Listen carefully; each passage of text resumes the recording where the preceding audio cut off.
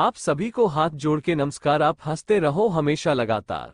आप सभी का आपके ही YouTube चैनल में हम आपका स्वागत करते हैं। चलिए कहानी शुरू करते हैं। चैनल पे नया हो सब्सक्राइब करना और लाइक एंड शेयर करना मत भूलना। धन्यवाद। एक बार भगवान शिव जी पार्वती जी के साथ भ्रमण करते हुए मृत्युलोक की अमरावती नगर में पहुंचे। उस नगर के राजा ने भगवान शिव का एक विशाल मंदिर बनवा रखा था। शिव और पार्वती उस मंदिर में रहने लगे। एक दिन पार्वती ने भगवान शिव से कहा, हे प्राणनाथ, आज मेरी चौसा खेलने की इच्छा हो रही है। पार्वती की इच्छा जानकर शिव पार्वती के साथ चौसा खेलने बैठ गए। खेल प्रारंभ होते ही उस मंदिर का पुजारी वहां आ गया। माता पार्वती जी ने पुजारी जी से पूछा कि हे पुजारी जी, ये बताए कि इस बाजी में किसकी जीत होगी। तो ब्राह्मण ने कहा कि महादेव जी की। परंतु चौसा में शिव जी की पराजय हुई और माता पार्वती जी जीत गईं। तब ब्राह्मण को उन्होंने झूठ बोलने के अपराध में कोढ़ी होने का श्राप दिया। शिव और पार्वती उस मंदिर से कैलाश पर्वत लौट गए।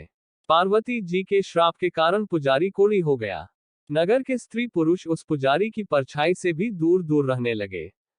कुछ लोगों ने राजा से पुजारी के कोढ़ी हो जाने की शिकायत की तो राजा ने किसी पाप के कारण पुजारी के कोढ़ी हो जाने का विचार कर उसे मंदिर से निकलवा दिया। उसकी जगह दूसरे ब्राह्मण को पुजारी बना दिया। कोढ़ी पुजारी मंदिर के बाहर बैठकर भिक्षा मांगने लगा। कई दिनों के पश्चात स्वर्गलोक की कुछ अप्सराएं उस मंदिर में पधारी और उसे देखकर कारण पूछा। पुजारी ने निःसंकोच पुजारी ने उन्हें भगवान शिव और पार्वती जी के चौसा खेलने और पार्वती जी के शाप देने की सारी कहानी सुनाई।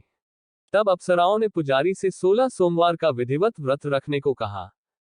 पुजारी द्वारा पूजन विधि पूछने पर अप्सराओं ने कहा, सोमवार के दिन सूर्योदय से पहले उठकर स्नानादि से निवृत्त होकर स्वच्छ वस्त्र पहनकर आधा सेर गेहूं का आटा लेकर उसके 3 अंग बनाना। फिर घी का दीपक जलाकर गुड़, नैवेद्य, बेलपत्र, चंदन, अक्षत, फूल, जनेऊ का जोड़ा लेकर प्रदोष काल में भगवान शिव की पूजा अर्चना करना। पूजा के बाद 3 अंगों में एक अंग भगवान शिव को अर्पण करके एक आप ग्रहण करें। शेष 2 अंगों को भगवान का प्रसाद मानकर वहां उपस्थित स्त्री, पुरुषों और बच्चों को बांट देना। इस तरह व्रत करते हुए जब 16 सोमवार बीत जाए तो 17वें सोमवार को एक पाव आटे की बाटी बनाकर उसमें घी और गुड़ मिलाकर चूरमा बनाना। फिर भगवान शिव को भोग लगाकर वहां उपस्थित स्त्री, पुरुष और बच्चों को प्रसाद बांट देना। इस तरह 16 सोमवार व्रत करने और व्रत कथा सुनने से भगवान शिव तुम्हारे कोढ़ को नष्ट करके तुम्हारी सभी मनोकामनाएं पूरी कर देंगे। इतना कहकर अप्सराएं स्वर्गलोक को चली गईं। पुजारी ने अप्सराओं के कथनानुसार 16 सोमवार का विधिवत व्रत किया। फलस्वरूप भगवान शिव की अनुकंपा से उसका कोढ़ नष्ट हो गया। राजा ने उसे फिर मंदिर का पुजारी बना दिया। वो मंदिर में भगवान शिव की पूजा करता आनंद से जीवन व्यतीत करने लगा। कुछ दिनों बाद पुनः पृथ्वी का भ्रमण करते हुए भगवान शिव और पार्वती उस मंदिर में पधारे। स्वस्थ पुजारी को देखकर पार्वती ने आश्चर्य से उसके रोग मुक्त होने का कारण पूछा तो पुजारी ने उन्हें 16 सोमवार व्रत करने की सारी कथा सुनाई। पार्वती जी भी व्रत की बात सुनकर बहुत प्रसन्न हुई और उन्होंने पुजारी से इसकी विधि पूछकर स्वयं 16 सोमवार का व्रत प्रारंभ किया। पार्वती जी उन दिनों अपने पुत्र कार्तिकेय के नाराज होकर दूर चले जाने से बहुत चिंतित रहती थीं। वे कार्तिकेय को लौटा लाने के अनेक उपाय कर चुकी थीं, लेकिन कार्तिकेय लौटकर उनके पास नहीं आ रहे थे। 16 सोमवार का व्रत करते हुए पार्वती ने भगवान शिव से कार्तिकेय के लौटने की मनोकामना की। व्रत समापन के तीसरे दिन सचमुच कार्तिकेय वापस लौट आए। कार्तिकेय ने अपने हृदय परिवर्तन के संबंध में पार्वती जी से पूछा, हे माता, आपने ऐसा कौन सा उपाय किया था जिससे मेरा क्रोध नष्ट हो गया और मैं वापस लौट आया। तब पार्वती जी ने कार्तिकेय को 16 सोमवार के व्रत की कथा कह सुनाई। कार्तिकेय अपने एक ब्राह्मण मित्र ब्रह्मदत्त के परदेश चले जाने से बहुत दुखी थे। उसको वापस लौटाने के लिए कार्तिकेय ने 16 सोमवार का व्रत करते हुए ब्रह्मदत्त के वापस लौट आने की कामना प्रकट की। व्रत के समापन के कुछ दिनों के बाद मित्र लौट आया।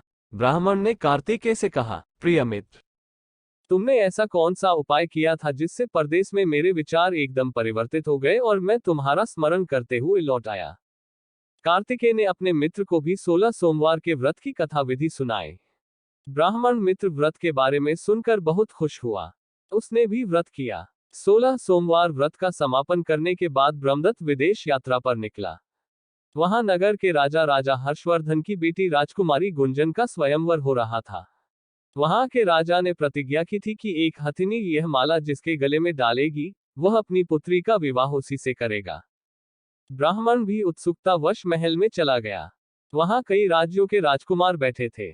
तभी एक सजी धजी हथिनी सूंड में जयमाला लिए वहां आई। हथिनी ने ब्राह्मण के गले में जयमाला डाल दी। फलस्वरूप राजकुमारी का विवाह ब्राह्मण से हो गया।